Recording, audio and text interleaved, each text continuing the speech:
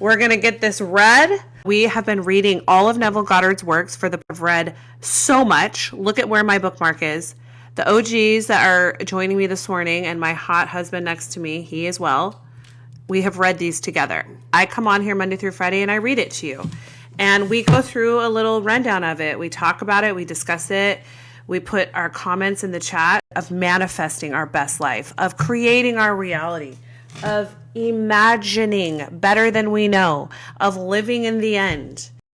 Okay, so let's preview really quick what we've read thus far. I'm going to preview all of this for you guys. So for all the people that are here for the first time, it will be like you read this much. By the end of our session today, it will be like you read this much of Neville Goddard's works, because I'm going to clarify it for you in a very clear, concise outline form that's quick, that's snappy, that's to the point. You can basically tell everyone that you've read 3 books this morning, because I'm pretty sure this is about 4 to 5 books worth of his writings here in this collection. This is available on Amazon. I know some of you have it.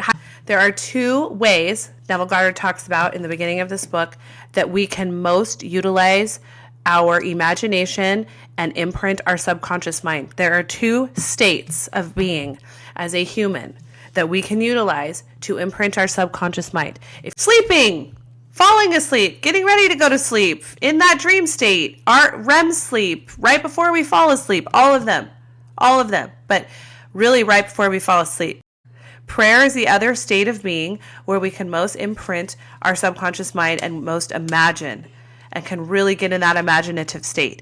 Prayer is how we do that. Prayer is feeling all the feelings, utilizing what? All your senses. All your senses.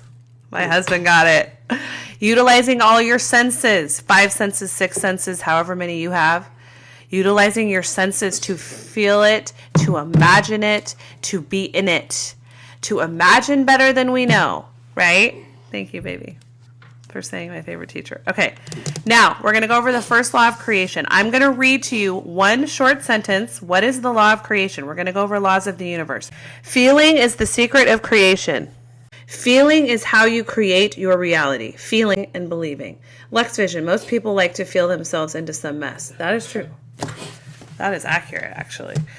We've been doing that most of our lives, haven't we? Well, not anymore. That's why y'all are here. We're not doing that anymore. We don't want to do that anymore. We don't want to live that life anymore. We are learning a new way. And that's why we're here, and that's why I wanted to read, and I felt called to read all of Neville Goddard's works, because this is quite literally the blueprint that's going to teach us all how to live in this new earth, where we create our reality through our mind. We create our reality through our beliefs and our feelings and our thoughts. And we've been doing that all along, right? We've been doing that all along, but we didn't know it. We were unconscious to the fact that we were doing it. But now we're conscious to it. So now that we're conscious to it, we're going to learn the how. Right? Because we're really powerful as humans. Okay, second law of the universe is the law of reversibility.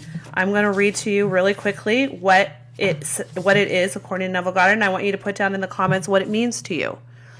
The feeling of the wish fulfilled, if assumed and sustained, must objectify the state that would have created it. As the feeling of the wish fulfilled, so we are feeling of that it's already been fulfilled. We are not feeling the want and the desire, because then that just perpetuates the want and the desire. Okay, we are persisting, as IDK OPI says, we are staying and believing of the feeling of the wish fulfilled. It's already done. As we talked about earlier in the chat today, it is already done. We are in that feeling of having it, of it being done. If you already had it, would you be stressing and pressing about it at all? No. You would be calm and you would be enjoying it. So that is the feeling that we want to stay in, as he says, assume and sustain it. If we do those things, stay in the feeling, sustain the feeling of the wish fulfilled, it must objectify. So we're just going to be calm and we're just going to live in the end. Okay, law of thought transmission is page 214. To change your world, you must first change your conception of it. To change a man, you must change your conception of him.